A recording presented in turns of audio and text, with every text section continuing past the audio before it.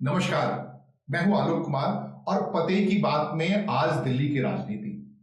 प्रधानमंत्री ने दिल्ली में रैली करके नए साल का आगाज जिस हिसाब से किया है वो साफ है कि फरवरी में दिल्ली में चुनाव है और प्रधानमंत्री के इस रैली के तत्काल बाद भारतीय जनता पार्टी ने अपनी पहली सूची जारी कर दी है। मतलब ये सुनिश्चित हो गया है कि चुनाव दिल्ली में होगा। इफ एंड बट में जो लोग लगे पड़े थे उनके लिए साफ संकेत है और इस संकेत को पहले ही समझते हुए आम आदमी पार्टी ने अपने सभी सीटों पर 70 सीटों पर अपने कैंडिडेट को उतार रखा है और उसके पीछे कांग्रेस भी आई है और कांग्रेस ने भी लगभग सारे सीटों पर अपने उम्मीदवारों की घोषणा कर दी है। अब जब बारी भारतीय जनता पार्टी की थी, भारतीय जनता पार्टी की सूची आने की बात थी, तब जो पहली सूची आई है उसमें यह साफ हो चुका है कि अरविंद केजरीवाल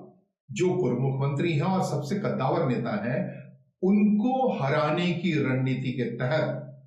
जो आका जा रहा था, पहले से सोचा जा रहा था, वो सच होता हुआ प्रतीत हो रहा है। और नई दिल्ली कॉन्स्टिट्यूंसी, जहां अरविंद केजरीवाल से पहले शीला दीक्षित जो दिल्ली की मुख्यमंत्री होती थी वो वहां जीता करती थी, उस कॉन्स्टिट्यूंसी से इस बार अरविंद केजरीवाल को हराने के लिए शीला दीक्षित के पुत्र संदीप दीक्षित उतर ही चुके थे,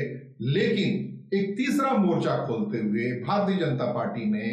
साहेब सिंह वर्मा के पुत्र परवेश वर्मा को वहां से उतार दिया है। और लगभग ये साफ हो चुका है कि अगर सरकारी मतदाताओं और सरकारी कर्मचारी जो सबसे बड़े मतदाता वाले कॉन्स्टिट्यूंसी है, वहां से आपका रास्ता कतई सुनिश्चित ठीक नहीं होने वाला है। अरविंद केजरीवाल को घेरने की पूरी तैयारी है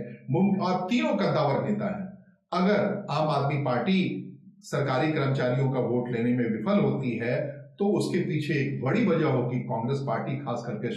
संदीप दीक्षित जो शीला दीक्षित के पुत्र हैं। और उससे भी अगर फिसलते हैं तो ये मुमकिन है कि परवेश वर्मा अपनी जातीय आइडेंटिटी को छोड़ करके इस बार बड़े तरीके से वहां से उभर आएंगे और संभव है दिल्ली में मुख्यमंत्री के चेहरा के तौर पर उन्हें पहचाना जाए अगर अरविंद केजरीवाल को हरा देंगे।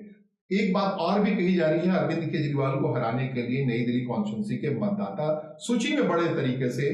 नजर रखी जा रही है। आपको याद होगा कि अरविंद केजरीवाल जब 2013 में पहली बार चुनावी राजनीति में उतरे थे, उससे पहले तक उनका नाम मतदाता सूची में गाजियाबाद के साहिवाल कॉन्स्टिट्यूंसी के कौशाम्बी पते से हुआ करता था, लेकिन अचानक पता लगा कि उनका नाम वहां से भी है जहां गाजियाबाद कॉन्स्टिट्यूंसी से, और जिस दिन वो नॉमिनेशन फाइल करने गए थे वहां पता लगा कि नई दिल्ली कॉन्स्टिट्यूंसी में उनका नाम मौजूद है। इसका मतलब आप पार्टी बनाने के साथ साथ इस काम में महारत थी कि उनके लोग पहले से ही संबंधित कॉन्स्टिट्यूंसी में पहुंच जाया करते थे और अपना नामकरण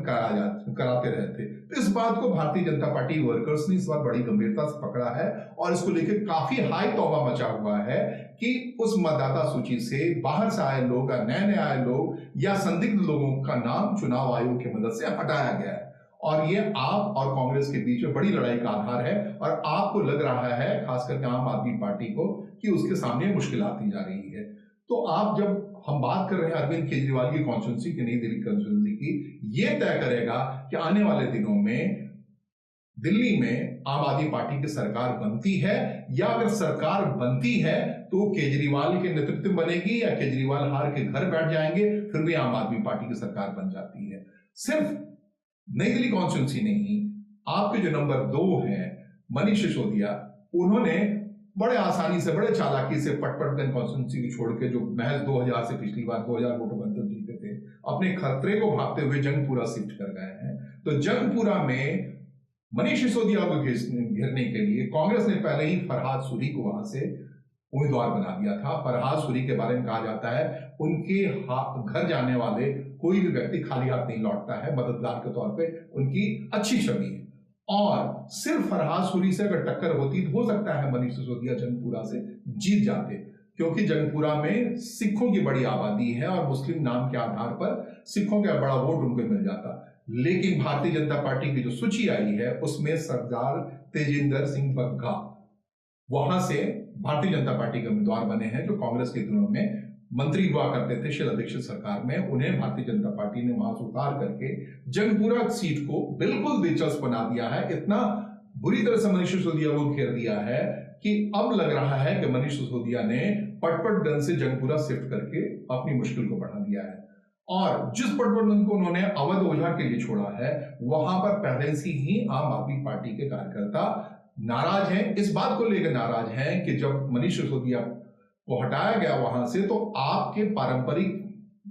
लोगों को वहां से क्यों नहीं, वहां के वर्कर्स को वहां से उम्मीदवार बनाने के बजाय आम आदमी पार्टी ने, केजरीवाल ने बाहर से किसी ला के वहां से उम्मीदवार बना दिया। और इस बात को लेकर लगातार जंतर मंतर पर धरना प्रदर्शन हो रहा है आम आदमी पार्टी के बागी कार्यकर्ताओं की ओर से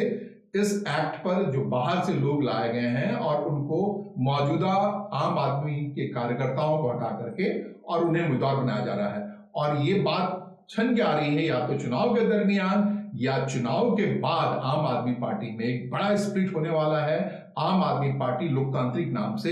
एक व्यवस्था बनने वाली है। अगर मनीष सिसोदिया और अरविंद केजरीवाल दोनों हार जाते हैं,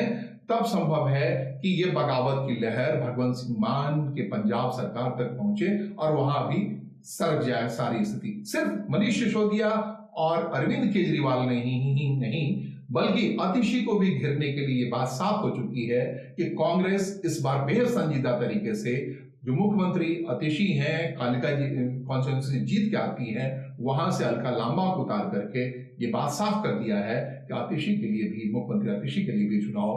आसान नहीं होने वाला है। भले ही कितनी बड़े और नैरेटिव गढ़ने के मामले में अब तक तो केजरीवाल बड़े कायदे से भारतीय जनता पार्टी और कांग्रेस को चकमा देते रहे थे, लेकिन जिस गंभीरता से कांग्रेस पार्टी भी मैदान में उतरी है, साहेब सिंह वर्मा के बेटे परवेश वर्मा के अलावा संदीप दीक्षित को अरविंद केजरीवाल की सीट से उतारा गया है, त्रिकोणीय बनाया गया है। लगभग यही हाल दिल्ली के तमाम 70 कॉन्स्टिट्यूंसीज का है और उनमें इस बार जाहिर तौर पर आम आदमी पार्टी के लिए चुनाव जीत पाना आसान नहीं है। फिर भी लोग कह रहे हैं, खास करके बागी धड़े के लोग कह रहे हैं आम आदमी पार्टी के,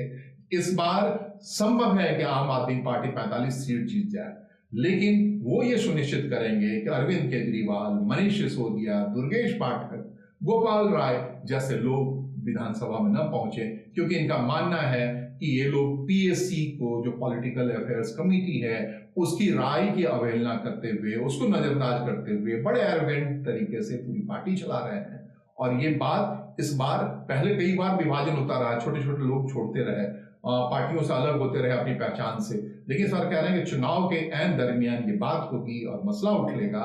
और ये संभव है, ये मुमकिन है कि अरविंद केजरीवाल, मनीष सिसोदिया, गोपाल राय जैसे तमाम आम आदमी पार्टी के दिग्गजों के लिए अपने बूथ पर आम आदमी पार्टी के कार्यकर्ताओं को जुटा पाना मुश्किल होगा। अगर हालात ऐसे हैं तो ये मुमकिन है कि दिल्ली चुनाव के बाद अगर वहां आम आदमी पार्टी नहीं जीतती है, अगर अरविंद केजरीवाल का तिलिस्म यहां नहीं चलता है और यहां सरकार बनाने में नाकामयाब होती है, या अगर सरकार बना भी लेती है आम आदमी पार्टी और उसमें केजरीवाल शपथ लेने की स्थिति में नहीं होते हैं, अरविंद केजरीवाल शपथ लेने की स्थिति में नहीं होते हैं, मनीष सिसोदिया शपथ लेने की स्थिति में नहीं होते हैं, इसके अलावा गोपाल राय जैसे कद्दावर नेता नहीं होते हैं, किसी नए को जैसे आतिशी जीतती है या कोई नया व्यक्ति आता है, उस सूरत में आम आदमी पार्टी के लिए अपने वजूद को बचाए रखना, खास करके पड़ोस के पंजाब में भगवंत मान की सरकार को बचाए रखना आसान नहीं होगा। तो दिल्ली चुनाव इसलिए भी ज्यादा महत्वपूर्ण है अरविंद केजरीवाल के लिए भी, अरविंद केजरीवाल के विरोधियों के लिए भी, खास करके भारतीय जनता पार्टी के लिए, कि लगभग जिस चालाकी से अरविंद केजरीवाल ने 2013 में कांग्रेस विरोधी मतों को अपने हक में करके, फिर बाद में धीरे धीरे करके कांग्रेस के वोट को ही अपने हक में कर करके कांग्रेस और भारतीय जनता पार्टी को दिल्ली की राजनीति से बिल्कुल अलग थलग कर दिया था, इस बार दोनों पार्टियां चाहती हैं कि अपने अपने वोट शेयर को रिगेन करें, उस पर कब्जा करें, और इसके लिए बड़ी मार्क लड़ाई होने वाली है। और दिलचस्प होने वाला है दिल्ली का अगला महीना, फरवरी का महीना, जिसमें मुमकिन है कि आखिर तक चुनाव हो जाए और दिल्ली 14 तारीख के बाद जब पूस का यह महीना खत्म होगा तब से चुनाव की राजनीति में जाए, ऐलान हो कि किस तारीख को, और पूरा दिल्ली रंग जाए एक चुनावी बहस पर, विचारधारात्मक लड़ाई पर, कि कौन किसके साथ है, सिख किसके साथ है, मुस्लिम किसके साथ हैं, जाट किसके साथ हैं, इसके अलावा सरकारी कर्मचारी किसके साथ हैं, दिल्ली का आम लोग किसके साथ हैं। प्रधानमंत्री ने तो कह ही दिया है ये आप नहीं आपदा है, और इस आपदा के जवाब में अपने नेताओं को भारतीय जनता पार्टी ने झुग्गी झोपड़ी के उन मतदाताओं को लुभाने के लिए पूरी तरह से मैदान में उतार दिया है, अपने जो फील्ड वर्कर्स हैं उनको उतार दिया है। इसे देख के लग रहा है इस बार वाकई आम आदमी पार्टी के लिए